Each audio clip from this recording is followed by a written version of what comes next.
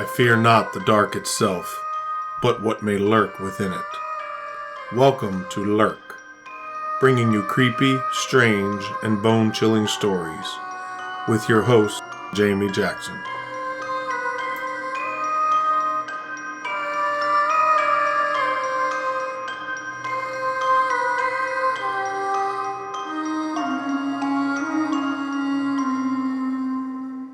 Hey Lurkers, this is Jamie. Welcome to episode 30. Today we have a special guest with us. My son Ethan has asked to guest co-host for an episode of his choosing. So today's topic was picked by Ethan. You want to say hello and tell him what we're talking about? Hello. We're talking about the murder at room 1046. Thank you for that detailed description. Before we get started, I do want to mention we are recording downstairs in the main area of our house, so there might be dog noises, there might be cat noises. I will do my best to edit those out. So, as Ethan said, he refers to it as room 1046. I refer to it as room 1046. It's quicker. But incorrect. Whatever.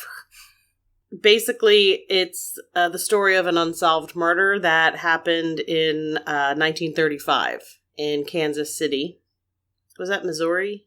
Was that yes? It happened in Kansas City, Missouri, not Kansas.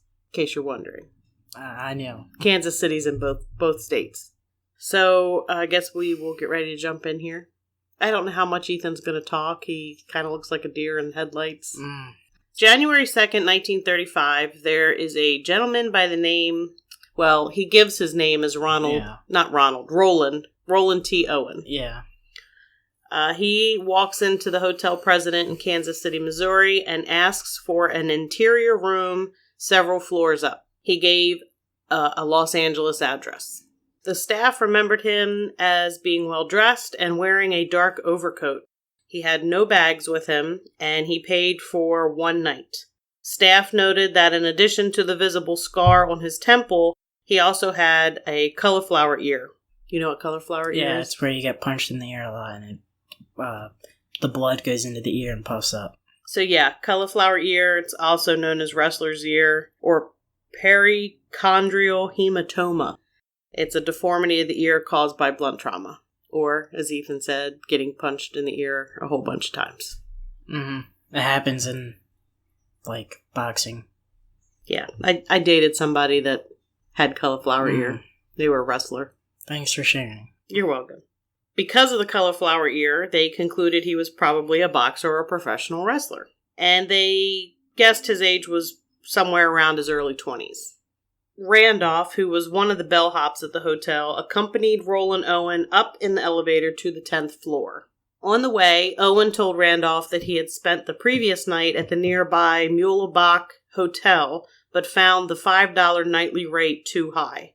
So that rate, based on inflation, would be $100 today. Just so you know. $5, it seems like real $5 for a hotel is not a big deal. So it would be about $100 today.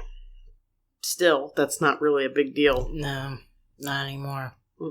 So the bellhop opened room 1046, which, per the guest request, was on the inside overlooking the hotel's courtyard rather than the street outside. The bellhop watched as Roland Owen took a hairbrush, comb, and toothpaste from his overcoat pocket, which was the extent of his unpacking. Kind of sounds like you. Really? I mean, I don't pack a lot of stuff. There's no point. You just take what you need.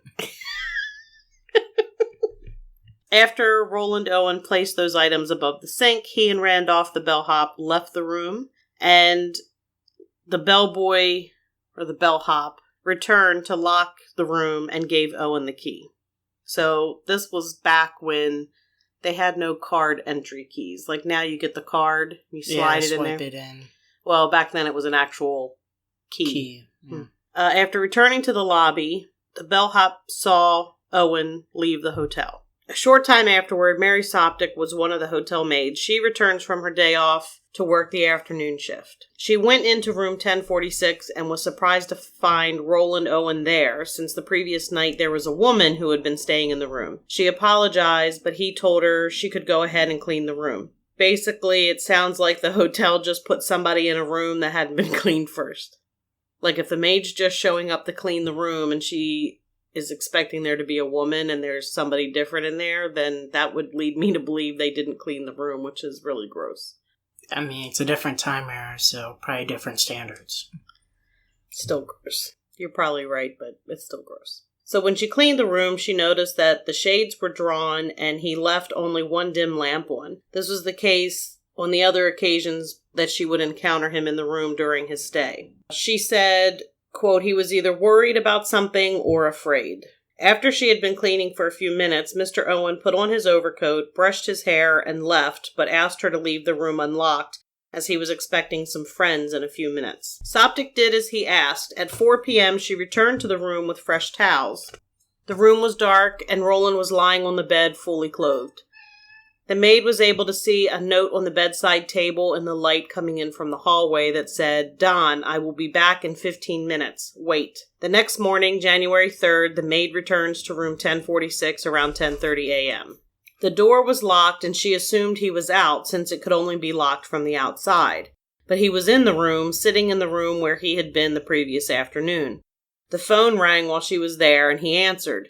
Roland Owen's end of the conversation was, No, Dawn, I don't want to eat. I am not hungry.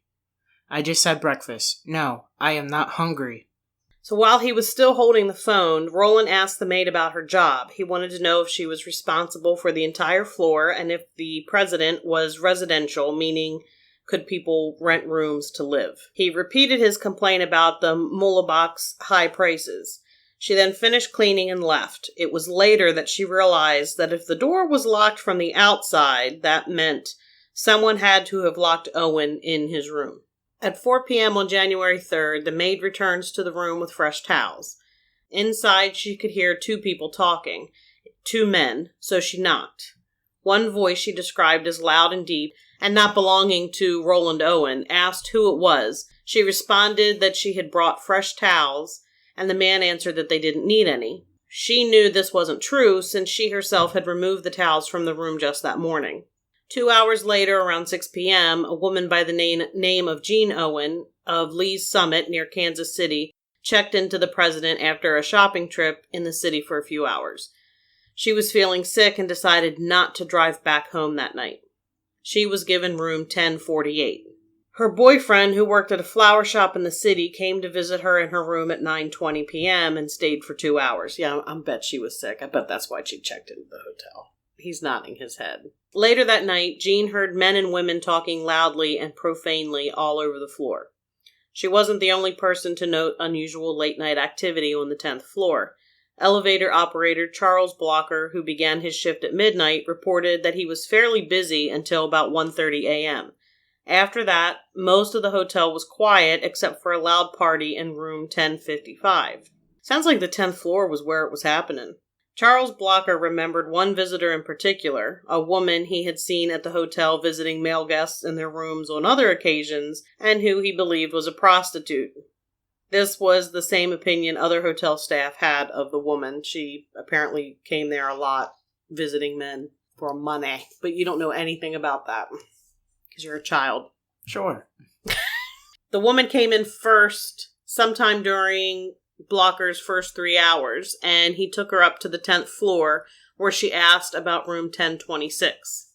5 minutes later, the elevator was summoned to the 10th floor again, and it turned out to be the same woman who expressed puzzlement that her client was not in room 1046, since he had called her, and on previous visits with him, he had always been present. It's very confusing. She wondered if in fact he was in room 1024, which she could see through the room's transom window that the light was on. A transom window, by the way, is a window that is above a door, and it was used back in the day before there was air conditioning. It could be open to allow for airflow, so it's like a rectangular window above a door. We have it above our front door, because our house is old. So you would be able to see the light in the room. Half an hour later, Blocker got another signal to take the elevator back to the 10th floor, and the same woman was waiting again. This time he took her down to the lobby. An hour later, he took her and a different man to the 9th floor. At 4:15 a.m., a call from the 9th floor turned out to be the woman, and he took her down to the lobby and she left the hotel for the night. Another call to the 9th floor 15 minutes later turned out to be the man who had come up with the questionable woman, and he told Blocker he could not sleep and was going out for a walk. That's crazy. So basically, a prostitute goes to the 10th floor, thinks it's one room, mentions a totally different room, then she thinks it's in another room because the light is on, doesn't get in the elevator, but I guess goes to that other room, eventually calls him back up, she goes down to the lobby, then he takes her and a different man up to the 9th floor, then she leaves, then the man leaves because he says he's going for a walk. That's kind of weird. I'd imagine they must have had steps in that hotel too. Yeah, it seems like almost like a distraction. A distraction, or they were going to the 9th floor instead of the 10th floor on purpose. Yeah. To throw them off the trail. Anyway, obviously, we said this was a murder mystery, so obviously there's going to be a murder on the 10th floor. Yeah. Spoiler alert, somebody's going to die. January 4th, 7 a.m., a new switchboard operator, Della Ferguson, starts her shift. She was preparing to make a requested wake-up call to room 1046, which is Roland Owen's room, when she noticed the light was on, indicating the phone was off the hook. Do you know what that means? Means that the telephone was in the thing, so it was still, like, buzzing. Because you pick it off the receiver to make a call. I'm asking. I'm not trying to be a smart ass. A lot of people did not grow up with regular phones. I mean, I didn't either, but I still know what it means. I know, but some other people may not. So basically, old phones, you had a receiver. I'm sure everybody has seen them. You picked it up. If you didn't want to take phone calls, you would take the receiver off of the cradle. They called it the cradle, and you would set it down. So anybody who tried to call you would get a busy signal. Basically, she could tell the phone was off the hook, but it wasn't in use. She had a way of seeing that. So he wasn't on a phone call. It just was not hung up properly. Which sometimes you can hang it up and it not be resting right. And you think it's hung up, but it's not.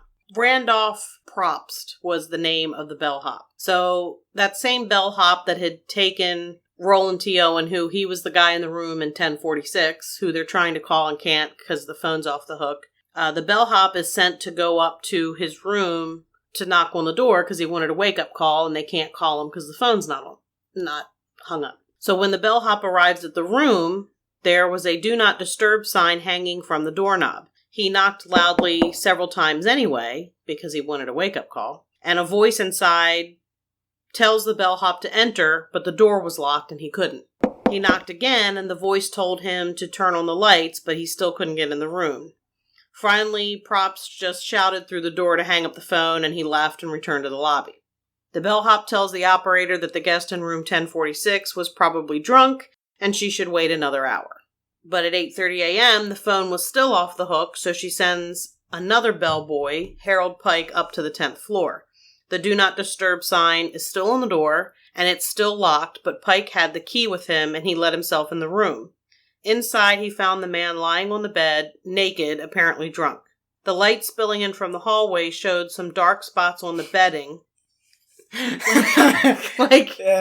Hello, dark spots on the bedding. I wonder what that could be. Some alcohol that he was drinking from earlier. Yeah, but it wouldn't show up. Which made him drunk. I don't know, but that wouldn't show up as a dark spot. Red wine? I'll give you that. Most men don't drink red wine to get drunk, but... Now you're being sexist. Okay, it's red wine then. It could be. It's not, but it could be. No, but it could be. It could be. This isn't a murder at all. Oh, no. He sees in the light the dark stains on the bedding, but Pike didn't turn on the light in the room. He just goes over to the telephone stand where he found the phone lying on the floor, and he returned it to the stand and replaced the handset. Hanging it up, basically.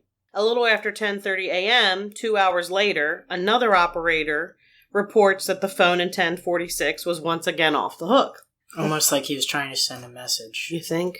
You think he was, I don't know, trying to call? Yeah, but the guy must not have common sense or something because he kind of missed the The blood. Seriously. So Probst, who was the original bellboy, he's not a boy, he's a man.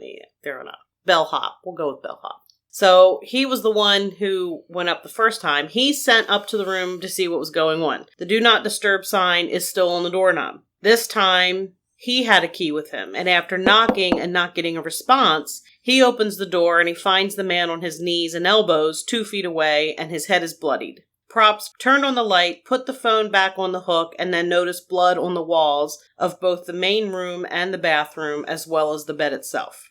Sounds like a normal bloody nose. It was apparently a pretty brutal, bloody scene. He must have had a real rager that night. Yeah, I'd tell you. So Probst goes down to the lobby immediately for help. He and his assistant manager returned to the room, but they were only able to open the door about 6 inches because the man had since fallen on the floor in front of the door. Eventually, the man got up, and when the 2 hotel employees were able to enter the room, the man went and sat on the edge of the bathtub. The assistant manager called the police, and they arrived and were joined by Dr. Harold Flanders of the Kansas City General Hospital. The man had been bound with cord around his neck, wrists, and ankles. His neck had additional bruising, suggesting someone had attempted to strangle him. He had been stabbed more than once in the chest, above the heart, and one of these wounds had punctured a lung. Blows to his head had caused skull fractures on the right side. In addition to the blood Probst, the bellhop, had seen, there was also spatter on the ceiling. That's crazy. A lot of force under those knife stabs. They probably were fighting it out. Yeah, I and mean... that's probably the only way the guy lived for a little bit. Yeah, I mean, not just the stabs, but maybe even from punching. Yeah. Punching him in the head, maybe blood. And someone was trying to strangle him too, so... the only way he got out of that was fighting his way out, which somehow he did. Yeah, I don't know how he managed that. So Dr. Flanders cut the cords from his wrists and everything and asked him who had done this to him. His answer was... nobody. He was then asked what caused the injuries, and he said he had fallen and hit his head on the tub. Yeah, sounds about right. That's how... I guess he was carrying a knife? Yeah, and then that's how he was jumping up. He was doing some stuff to get the blood on the ceiling. I guess. He kept putting the phone off the receiver. I mean, why wouldn't you just tell him who did it?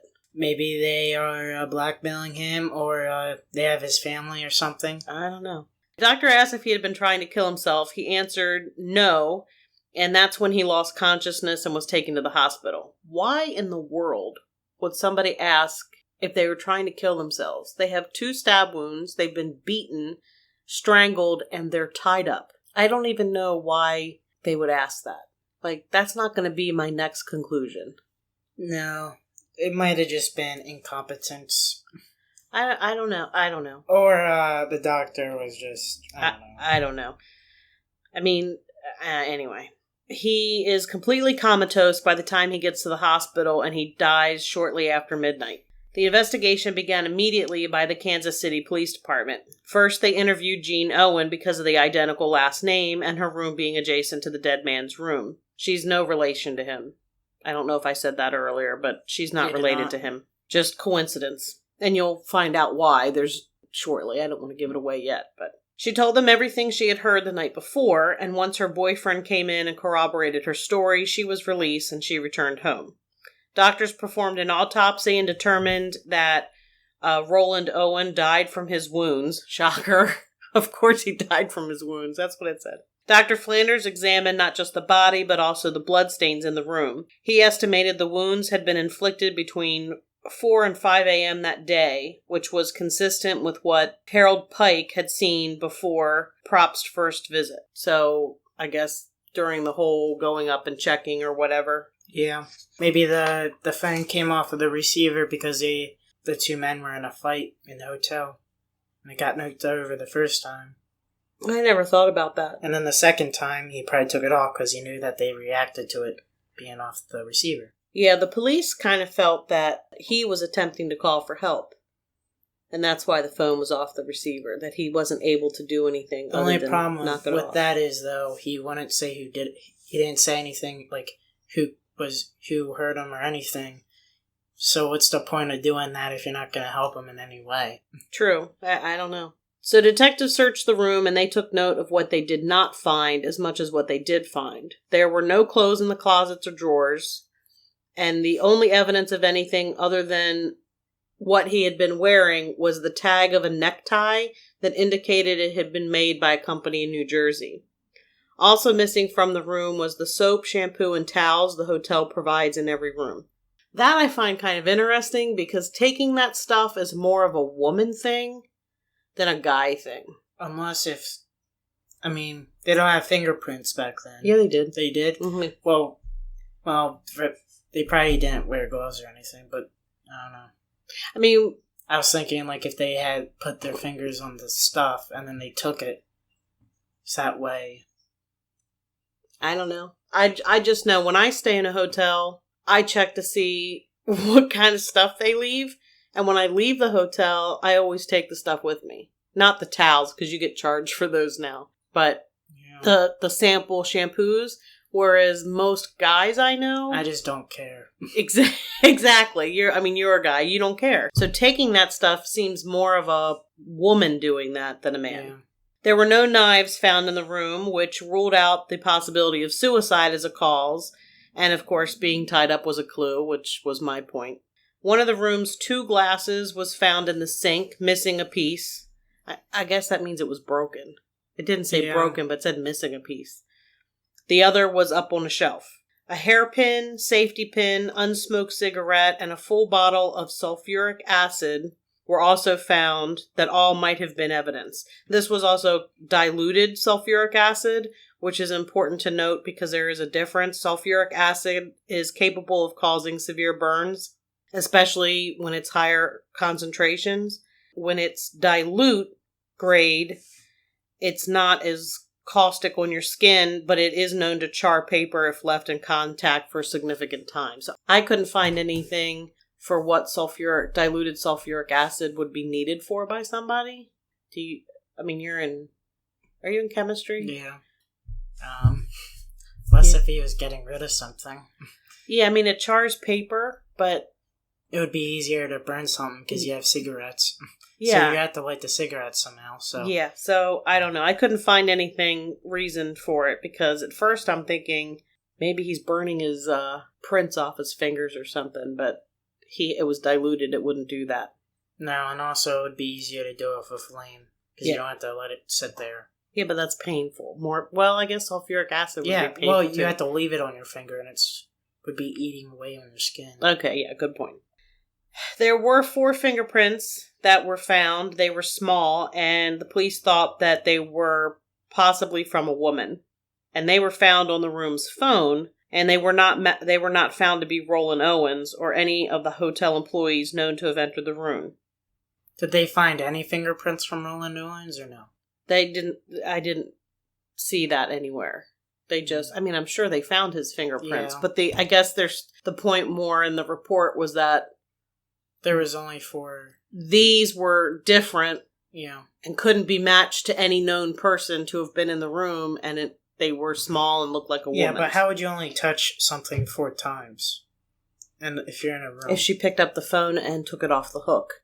Yeah, but you would also have to open up the door. You would also have to, if you were trying to kill him, you would have to touch him. You would also have to touch the stuff that you got the rope from. Except it's January, and when you're leaving the room... possible that they had gloves on, not like rubber gloves, but like leather winter gloves. Yeah. Or a lady's dress gloves. Yeah. Because women wore that sort of thing back then.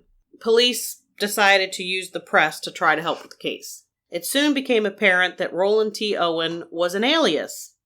Kansas City police contacted Los Angeles police to try and contact the next of kin, since that's where Mr. Owen claimed to have been from, but Los Angeles Police Department said they could find no record of anyone under that name living in the city at the time. The dead man's fingerprints were sent to what was at the time called the Justice Department's Bureau of Investigation, which is what later becomes the FBI, to try and find a possible match. On January 6th, the Sunday papers reported that the man in room 1046 had died under an assumed name, and tips began pouring in. People went to the funeral home where he had been laid out. One man thought he had had an encounter with the dead man. On the night of January 3rd, Robert Lane, a city worker, was driving on 13th Street around 11 p.m. when he saw a man dressed only in an undershirt, pants, and shoes run into his path and flag him down. When Lane stopped, the man apologized, saying he had mistaken Lane's car for a taxi. The man then asked Lane if he could take him somewhere where he might be able to catch a taxi, and Lane agreed. "You look as if you've been in it bad," Lane observed. The man swore he would kill someone else tomorrow, presumably in retaliation for whatever had been done to him. In the mirror, Lane saw a deep scratch on the man's arm. He also noticed that he was cupping his arm, possibly to catch blood from a more severe wound.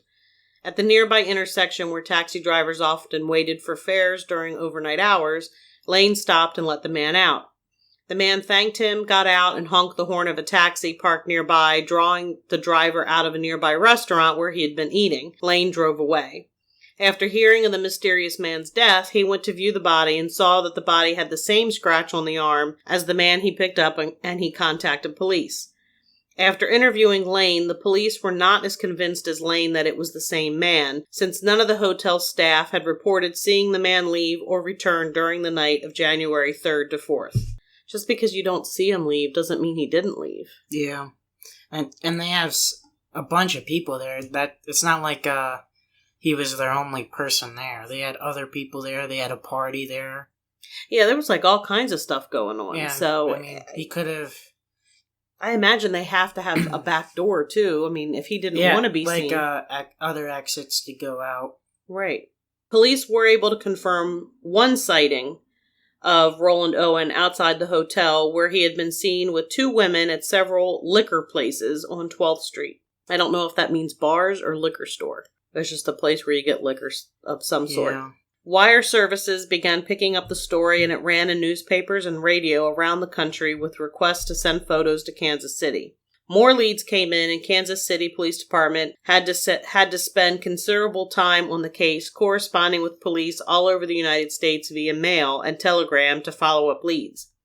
They were able to eliminate many of them. There was a promising break when a bloodied towel was found at the hotel president, but it turned out the towel had been used to clean up the crime scene after the police had left. This is 1935, so crime scene stuff is not up to the same standards up to code as it is today. Officers remembered the bellhop Probst mentioned that Roland Owen had talked about checking into the Muhlenbach Hotel before he had checked into the president. So they checked with the staff there. No Roland T. Owen had checked in. But they did recall that a man fitting the description had checked in under the name Eugene K. Scott, who also gave a Los Angeles address, and who also requested a room on the interior of the building. Kansas City Police Department contacted Los Angeles Police Department again, but again, after investigating, there was no one by that name living in the city. The mystery seemed solved when a man identified the body as his cousin, but when the man's sister came to view the body, she confirmed that the cousin had died about 5 years earlier, and that though there was a strong resemblance to the unknown dead man, it wasn't her cousin. Like, if you know your cousin has been dead for some time, why would you think it was your cousin? Grief. If you're grieving a lot, maybe. I guess. You could possibly, hope that it is your cousin. Maybe not think, just hope. Yeah. I thought you were going to say, zombies. You're giving me, intelligent answers. I thought you were going to be like, well, he probably came back to life. He's a zombie eating brains. But no, you're being the mature one. Yeah, for once. There was a wrestling promoter from Arkansas that thought the man might be someone who identified himself as Cecil Warner, who had approached him around the beginning of December 1934 about some wrestling matches.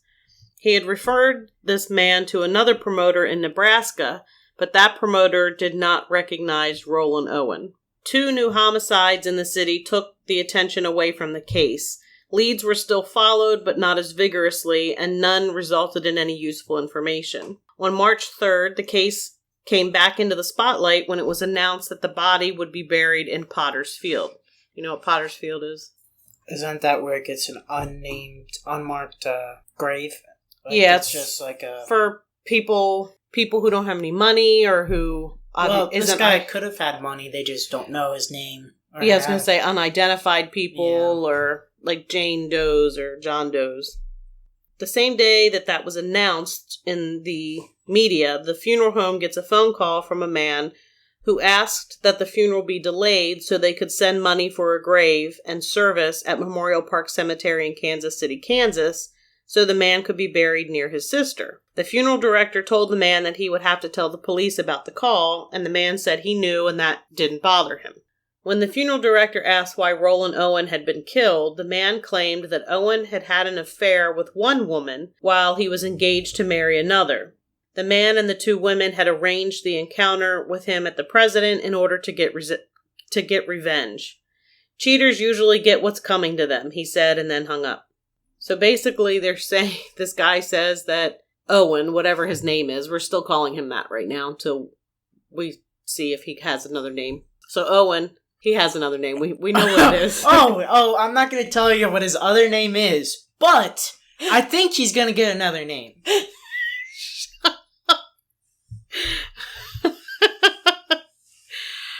So basically, he's engaged to one woman, but he cheats on her with another woman. So these two women and some mysterious guy set up the encounter with him in order to get revenge. Apparently, revenge means they need to kill him, and that's the whole reason why he's dead. Seems a little extreme to me. Yeah, but the only problem is he was seen with two girls at the liquor stores.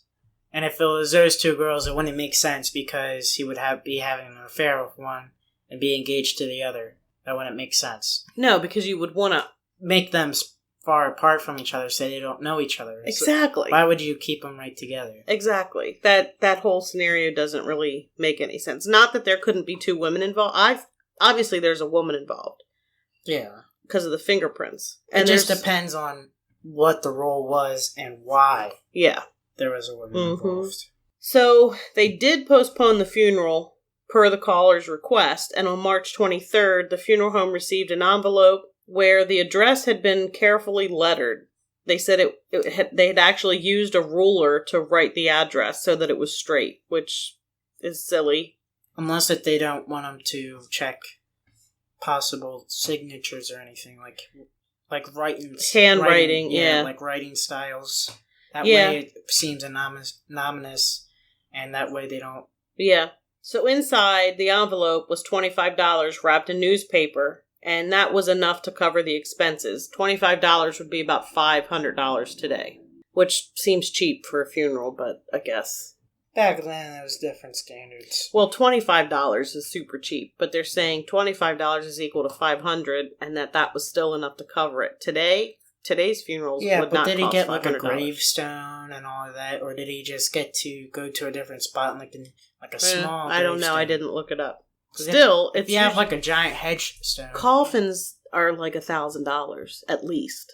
2 additional envelopes with $5 each were sent to a local florist for an arrangement of 13 American Beauty roses specifically, and it included with the payment a card that had disguised handwriting, so you're probably right in them trying to disguise their handwriting on the envelope. And the card read, "Love Forever, Louise." The funeral was held shortly after, and other than the officiating minister, the only attendees were police detectives, some who served as pallbearers, and there were other detectives posing as grave diggers that were staking out the cemetery for several days after the funeral, but no one came to visit the grave.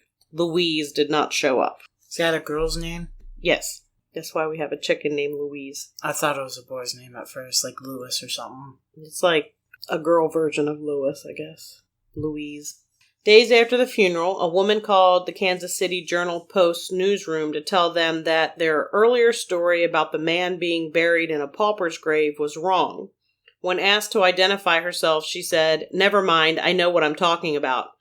Pressed further, she said, "He got into a jam," and hung up. So basically, the funeral was postponed. I guess the newspapers didn't follow that whole story after that. And she was calling the newspapers to say, hey, he did not get buried in Potter's Field.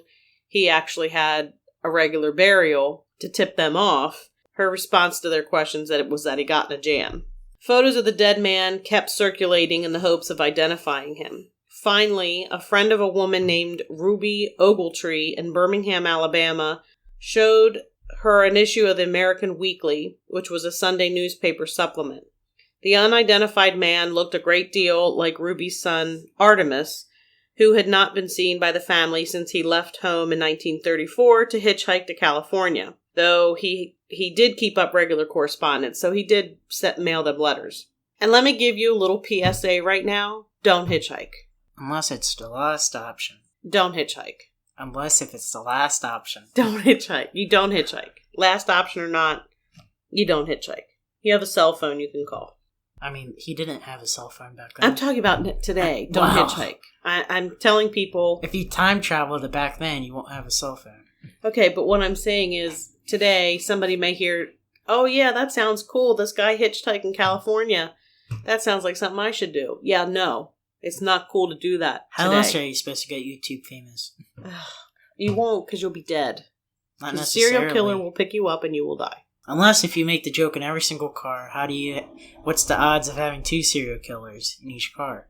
Oh, you're hilarious. Ruby contacts Kansas City Police Department and provides information, including a description of the scar on her son's forehead that had been the result of a hot grease spill. The man was finally identified as Artemis Ogletree. But there were still more questions. Ruby had received letters from her son after he was dead. The first one came in early 1935 and was postmarked in Chicago. She was suspicious because it was typewritten, and as far as she knew, her son didn't really know how to type. It was also written in a style not typical of his usual letters home. Then in May of 1935, another letter allegedly from Artemis said he was going to Europe. It was followed by a special delivery letter saying that his ship was sailing that day. Both of these were sent from New York. Again, they were typed. I don't know if those were typed. The first one was typed. Again, which implies that they were disguising their handwriting. Yes, exactly. Also, how did he get all that money to go to Europe in the first place? He was hitchhiking to California, so... Yeah. It shows that he doesn't have a lot of money. Yeah, exactly. And he was complaining about the hotel prices earlier. Yeah, I didn't even think about that.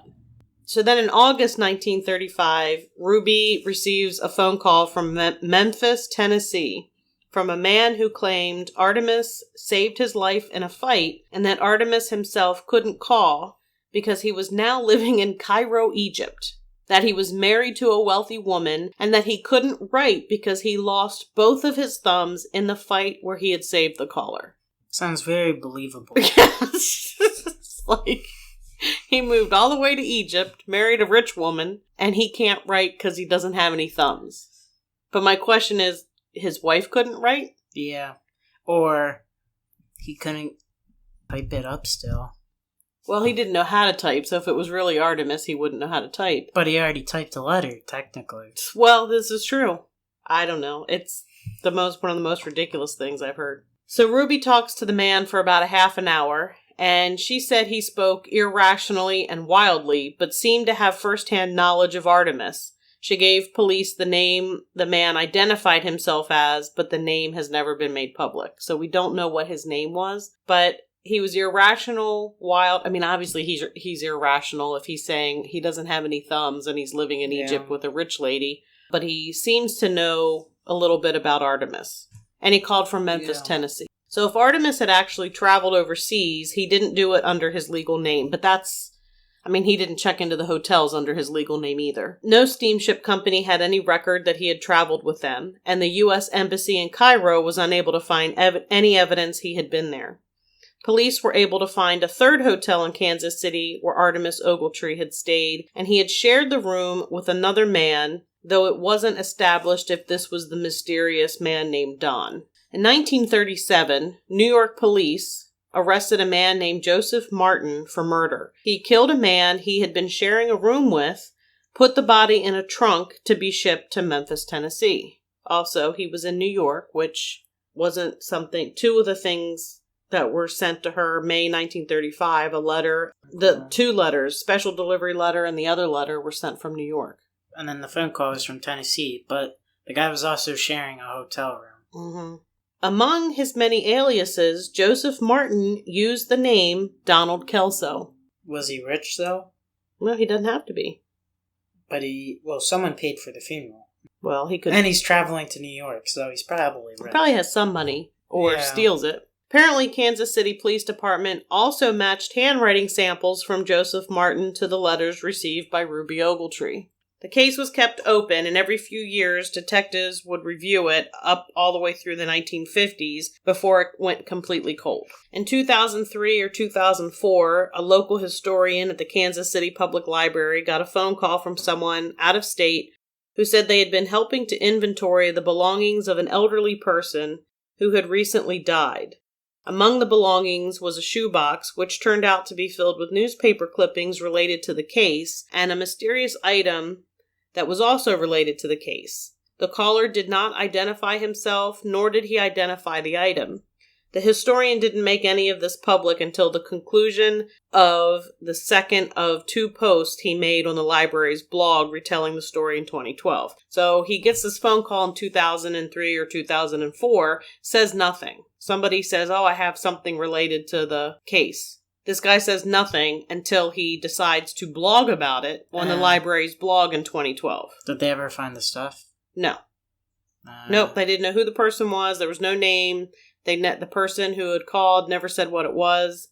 Police were never notified about it and didn't learn about it until 2012 in a blog post. That doesn't sound very convincing. It doesn't. It sounds more like a publicity type stunt to me. Oh, I found some new evidence. Exactly. I don't know what it is, where it is, or who has it, but it's out there. Exactly. We're at the theory section of our discussion. So we're going to talk about what we think happened. So a couple of theories. The first one is that he was killed in retaliation for breaking an engagement, basically cheating on the woman he was engaged to. There's a little support for that because there was a phone call about the funeral where the person says that's why he was killed. The fingerprints. There was a woman in the room. There's fingerprints on the phone. The prostitute. The prostitute is seen. I don't think he was killed because he was engaged to somebody and cheated. I don't think that's what it was. No, because I think it was more to do with, like, if he was a boxer or more to do, like, organized crime, like mafia or something. Yeah, organized crime is the next theory, and some people say that because of the name Don can also be a title for a mob boss, but I'm going to say maybe not organized crime like mob. What about a pimp? So a pimp, you know what a pimp is. Okay, I'm just checking because you lead such a sheltered life. A pimp, if a prostitute has gone to the room and he has stiffed her money or there was some issue, the pimp would come to take care of the problem. So that's one of the things that I thought of was that, well, I guess organized crime, mob bosses run. Yeah, they would have ran that. They would have run that too. So yes, it would still be organized crime. That somehow he ticked off somebody in organized crime and that's who... Yeah, killed I mean, him. he could have dated, like, a mob boss's girlfriend or wife, or he could have done something else, maybe not made a payment. He also was very specific on what room, like he was scared or afraid of someone. Yeah, he didn't want to be on the street. So, and the maid said that he seemed to be scared or concerned about something. Yeah. And also, so they found the third hotel. There were 3 hotels that he had stayed at while he was in Kansas City. It's like he was hotel jumping. Like he had a room in one place, moved to another place, and then moved to this place and didn't have luggage with him. It was almost like he was trying to hide from somebody. Hide. He didn't have anything. I think also if you're engaged, you're probably like settling down more. So then basically whoever this Don person is, it's believed that that's who killed him for a personal reason, either with the help of prostitutes or on his own, which is kind of a given. I mean, that was actually listed as a theory. That's not a theory. That's just kind of stating the facts. Or it could have been, if it was like organized crime, like he wasn't the one that was doing it, but like hitmen almost. Right. And then the other question is, I think this Joseph Martin is very possibly the Don that was talked about. One of his aliases was Donald Kelso. Yeah. If he's using that alias and that's how he knows him, he would call him Don. So then the question is this Joseph Martin, he's killed somebody, he's arrested for killing that person, he was sharing a room with him. Is he a serial killer? Is he killing people to try to get their belongings or something? Well, this guy was poor, though. Well, if he's killing for belongings, he's not going to be getting much. Or whatever. I mean, he had to have some money. If he's able to stay in a hotel room, he has to have some money. Yeah, but at the same time, he's hitchhiking to California while this Don guy, he went to New York at some point.